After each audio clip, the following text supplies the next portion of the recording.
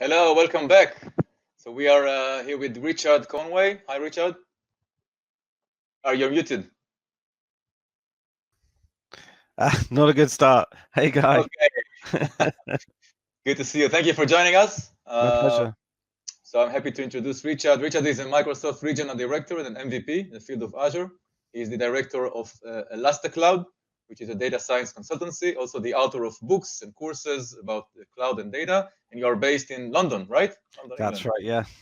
All right. So thank you very much. Richard is going to talk about security analytics practice using Azure Data Explorer. So the stage is all yours, Richard. Fantastic. Okay, so I will share my screen now, if you can see that, guy. Yes, we can see it. Wonderful. So I'm going to talk about Azure Data Explorer building a security analytics practice on ADX. So ADX is the acronym for Azure Data Explorer that we're going to use, and I'll talk about why we chose this. And if anybody's interested, we can go into this in greater depth in the Q&A. A little bit about me. Very much into community, as you can see here. So a lot of my time has been learning from building user groups in the UK Azure user group, Data Science London, all of these sort of things to try and get feedback about what people were doing. As well as contributing to open source projects, because I'm very much a believer in you should know the code that you're deploying. So I want to start by just giving a brief description of big data in Azure. And I'm sorry if some of you have seen these before. You are in the data and AI track, so I would expect you to see and understand this idea of the modern data warehouse. So the modern data warehouse is a concept which centers the single version of the truth around the Azure Data Lake. And you can see that the Azure Data Lake has been in a couple of incarnations now. So we're in Gen 2, Generation 2. And principally, it's about landing both structured and unstructured data, being able to have very much metadata-driven automated processes, and the sort of encumbrances that we had when a data warehouse was the center point of our data infrastructure. They're gone now, because we're dealing with tools that can scale linearly. Tools like Azure Databricks, Microsoft's Synapse Studio, Cosmos, Synapse Analytics. All of these capabilities now have cloud scale, which means that the way that we process and think about data is different. And we don't expect batch loads to take hours, but we have more things involved, more steps involved that are modularized in this process for a general reporting platform. So generally platform architecture is structured like this. We have an orchestrator, which in the case of Azure is Azure Data Factory. It's a fantastic tool which allows you to connect to a variety of sources, as in you have a source and you have a sink, and you can transform data in between the two. So you can take data from some place, you can transform it, you can put it into another place, and you can effectively build that reporting pipeline as a result of that. You can see that there are some nuances to this. To be secure and network bounded, you have to use things like VNets and NSGs. Within a data lake, you have to do things like be able to split up data that is restricted or unrestricted, so secret data or PII data. You have to use potentially things like Key Vault to store keys where you need them, or managed identities. So even though there's several modular pieces within Azure that you can put together to make these fantastic data platforms, there are nuances to how to secure this. And last but not least, there is a data catalog, which gives an organization access to all of your data assets as they're mapped in the in data storage. So, all of these all of these capabilities are coming thick and fast, and there's a whole load more that Microsoft are going to release soon around governance and other pieces, which will round off the way that we think about data in Azure. So I want to talk about Azure Data Explorer today, and we've got quite a lot of material to get through. So some of you may or may not have used Azure Data Explorer before, but I very, very much think of this as an alternative to SQL DW, Synapse Analytics. A lot of people have asked me why we use one over the other, and there are various reasons. There are various reasons for this. One of the I won't go into these now. I might actually answer these as questions at the end if we have time.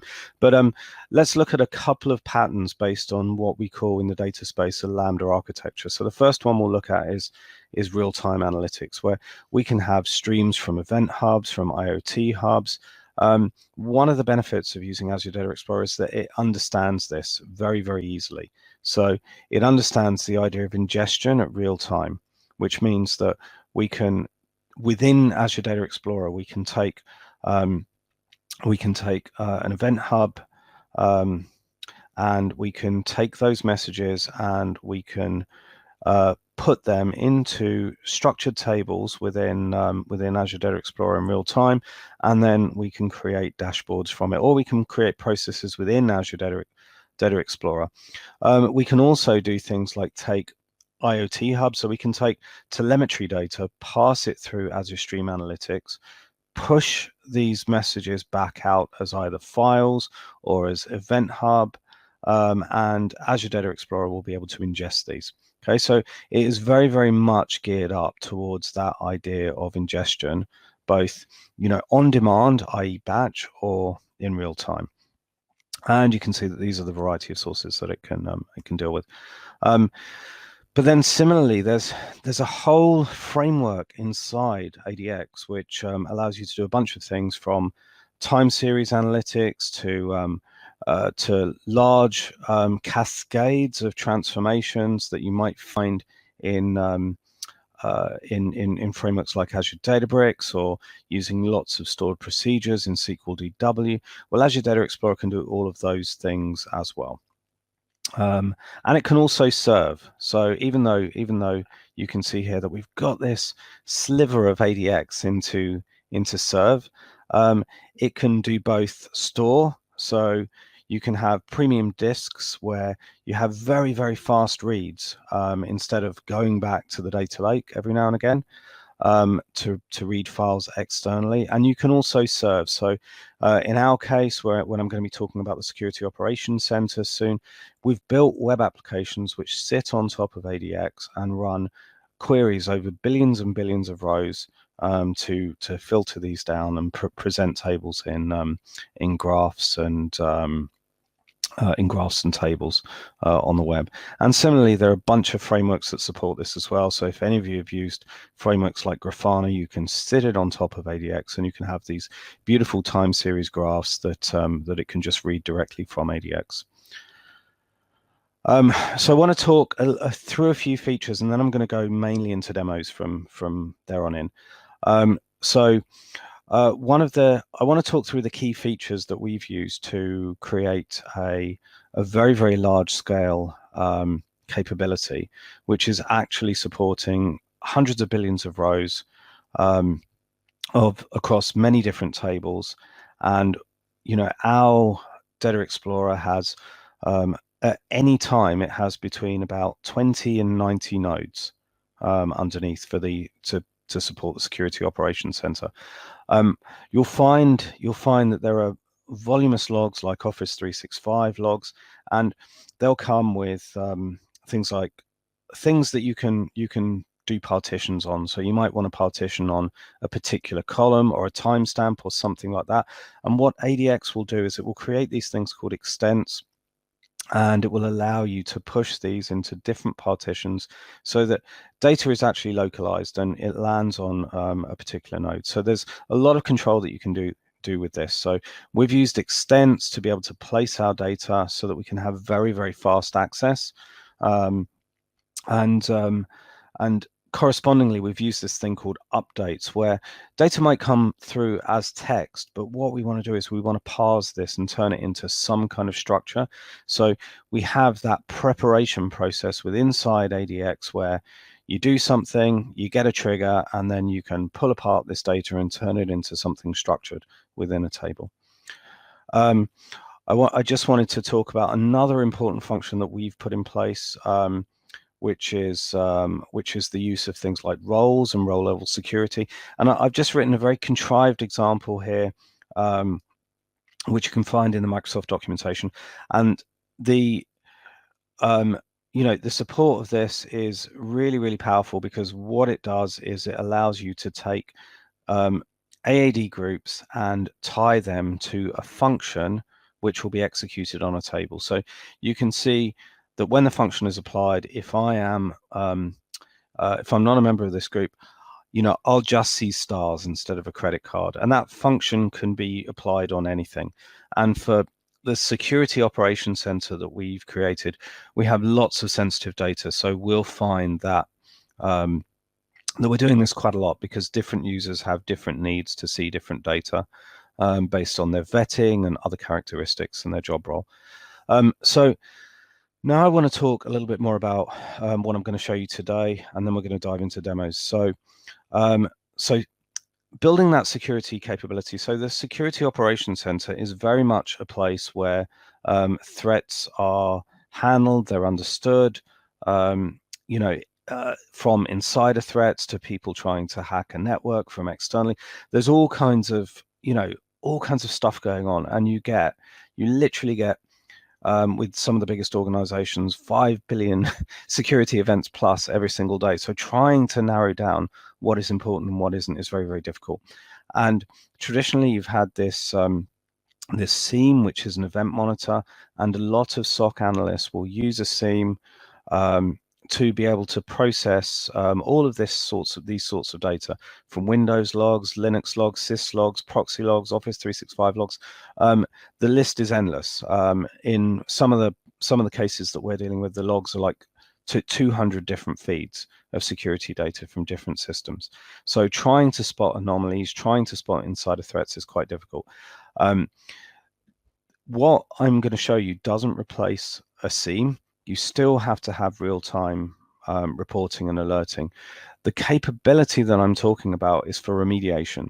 So it's all about understanding whether something has happened and going through literally years and years and years of security data and security logs, which a SIEM doesn't traditionally do. It just works on that sort of 90-day alerting capability, allowing you to search that. So we're talking about a capability which can index a lot of data, cross-reference a lot of data, do joins so that you can look at the network holistically, that sort of thing. Now, in order to do that, in our case, the data itself is structured in a text-based format, quite a sparse format called CEF, the Common Event Format. And you can see at the bottom there, it's a pipe delimited format where you've got CEF :0, which is what we call the CEF version. Then we've got things like device vendors. In this case, it's Microsoft device products, Office 365. And along the first 6 items of the pipe, you have various things that are common to all CEF messages. And then at the end, so the last item on the pipe, after the pipe, where you've got event ID, you have a set of name value pairs, which are called extensions, and they've got a certain type of encoding. So one of the things that is the core capability for ADX here, and the way that we've used this, is that we ingest all these logs. The data lifecycle means that you land data and then you stage data. So you stage it in a format where it's a little bit more readable and accessible to people and processes. So one of the things that we do is we land the CEF in raw text, and then we spoke a little bit about update policies, and we apply that update policy as a function to go from text to something which is which is actually visible as a table, and that I can query and that I can search. And then all of these SOC analysts can then write queries in the Kusto Query Language. You can see the 2 red lines there are scale out. So one of the core capabilities of ADX is the ability to scale out. And the more you ingest, when you're ingesting 5 billion events a day and you're doing this in real time, and in our case, we were landing logs at 1 minute intervals in the data lake. And so we have a mechanism through the event grid which picks up that file, sends an event to an event topic. Our ADX is a subscriber, and then it goes and gets that file. It reads the raw text, it runs the update function and turns it into a table. In that way, this complicated format of Ceph, which is common to all of the seams that export their data, this can be read in real time, and a SOC analyst with maybe like a minute 10 seconds latency can see exactly what's going on, but we'll have a query that can scan the whole history of your security data on your network. And if you set this on auto scale, then it will scale out ad infinitum for all of your users, which was the core capability for us. Before I go into demos, just leave you with a couple of links. My blog is AI, sorry, I misspelled that. It should be, yeah, no, it's right. It's aizoo.info. Make a note of that, and you can see a whole bunch of material on ADX. Also, there's some open source that I've created, specifically DEX command line. So what I'm going to do now is just go back to here, and I'm going to show you my AD Explorer. You can see here we've got scale out, we've got scale up, we've got all security properties, we've got a bunch of databases here, and I'm going to start by just giving you a very, very quick view of the Kusto Query Language if you haven't seen this.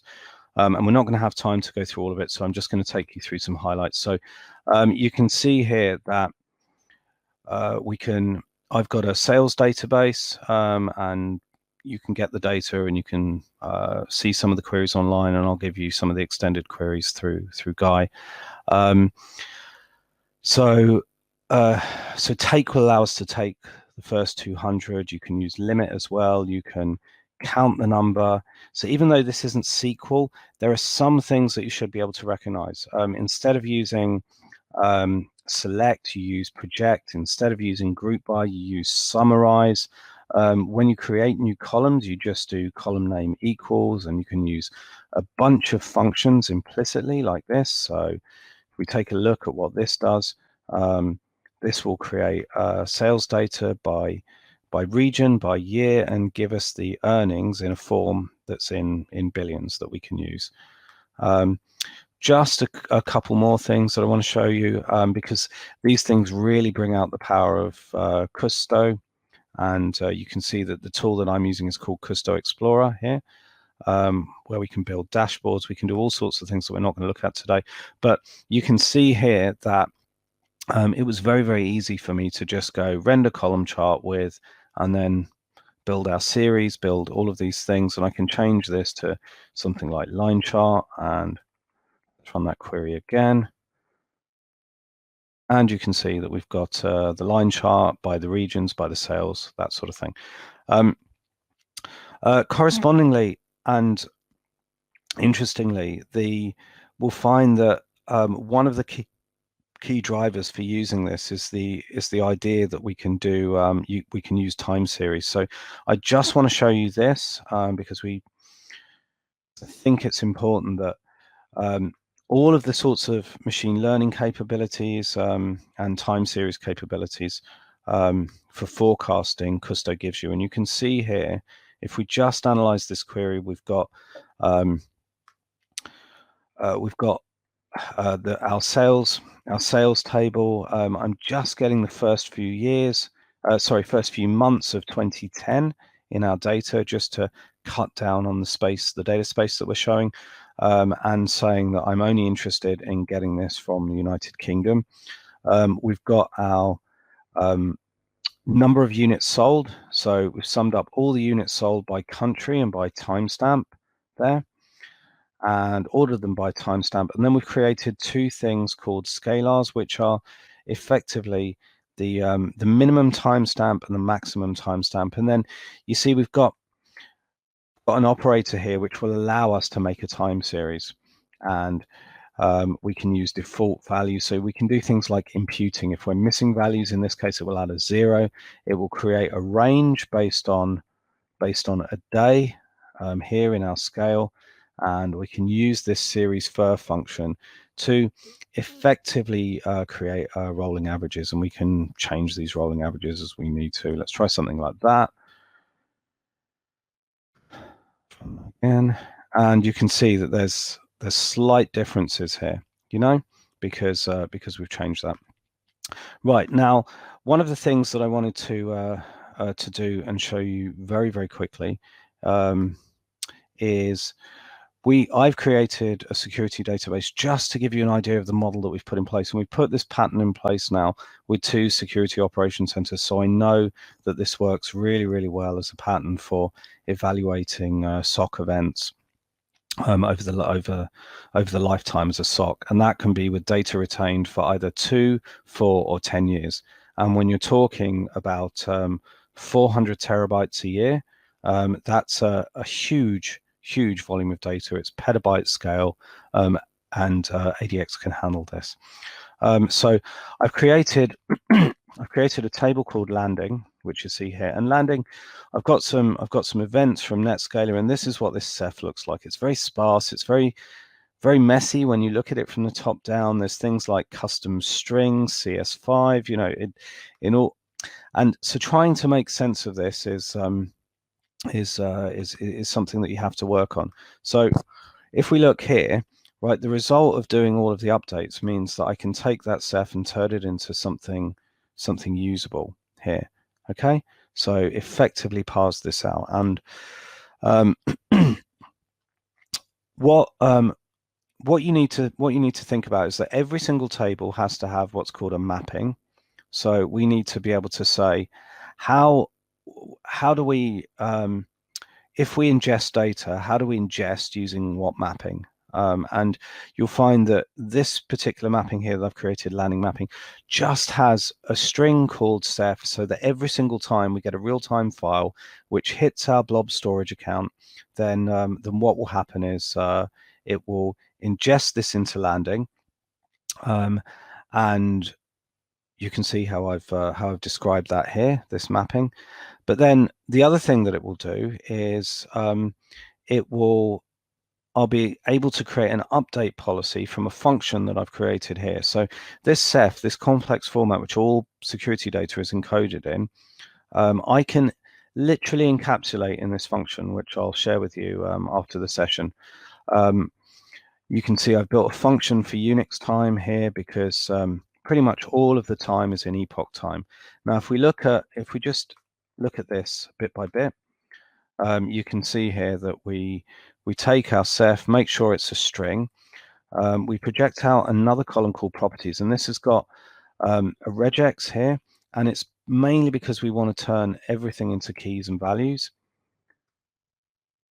Okay, and you can see that slowly, even though it's actually quite hard to do these things in Kusto, there are ways, there are practical ways. So as we sort of go through this query, we'll see that we can evolve and we can create things like bags. So we can split these into key value pairs.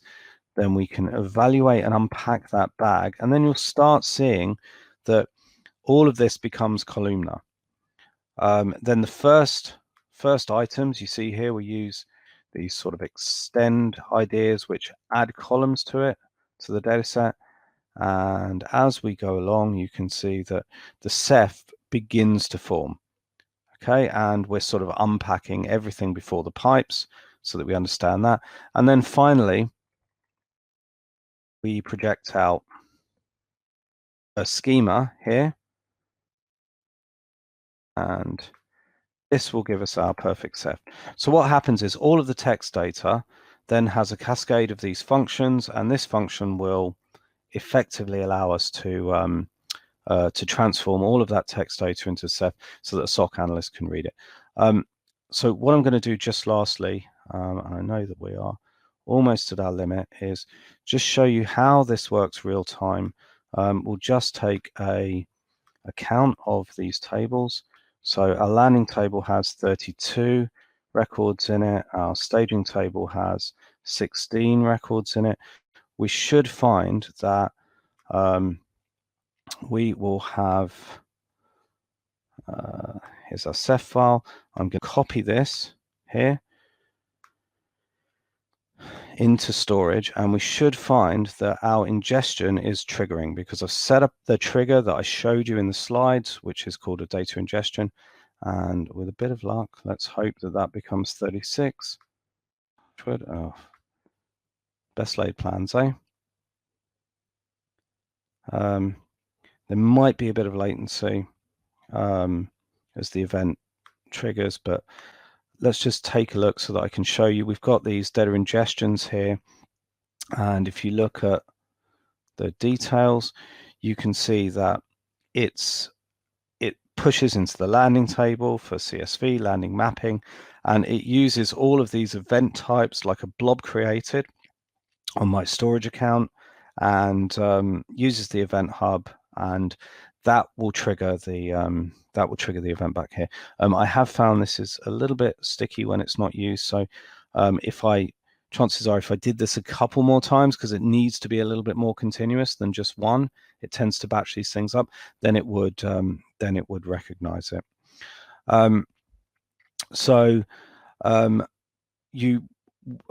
One of the things that I would say is that the pattern and the use of doing this is very, very easy to scale up.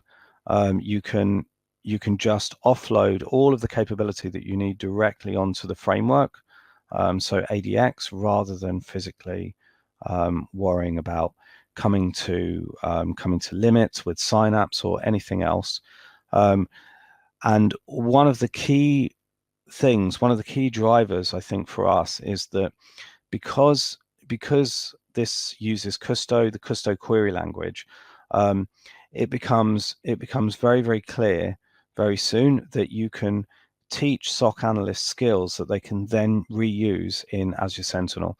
So what I would say is that as a pure pattern, as a pure Microsoft Cloud pattern, this is perfect because it gives you the pure capabilities of the SIM, which allows you to be reactive, have alerts, use machine learning in real time, but also that capability where you can give the SOC the same data, but years and years of it to do much deeper trend analysis, and use the same querying language that you can teach them once. Okay, thank you. So Guy, it would be great if we could open up some questions, if anybody has. Thank you very much, Richard. My pleasure. The chat is open. If you have any questions, feel free to write your question in the chat. And Richard will be happy to answer. I don't see. Oh, yeah, we have a question here. All right. So will there be any shift towards Python for ML and AI since Python creator joined Microsoft? Oh yes, I read about this and I tweeted the other day. Guido van Rossum. So I mean, just to cover something that I didn't discuss, Python is supported. So embedded Python is supported within ADX as well. And so I think, one of the things that Microsoft are trying to do is to try this sort of holistic, that they're trying to give people options, customers options, and sometimes this can be very confusing because you have, comparable capabilities with Azure Databricks and Synapse now, and ADX, and SQL DW has that sort of ML query engine built in. My hope is that Python will emerge as a really, really strong part of the Microsoft AI and ML ecosystem. Certainly, it's the key basis for tools like Azure Machine Learning, where Python notebooks are pretty much centric to this. So yeah, I really do think there'll be developments there. All right. Thank you, Richard. I don't see any other questions right now, and it's just about time. So thank you again. My pleasure. Thanks for inviting me, Guy. Sure. Let me remind you all, we will be sending the recordings of the sessions and also the session materials probably next week. You should expect an email with that. And we are going to a lunch break. The next session will be at 1:30. It's a different track. So we ended this one. Make sure you go to the event page and find the afternoon track and click that. So I'll see you at 1:30. Thank you.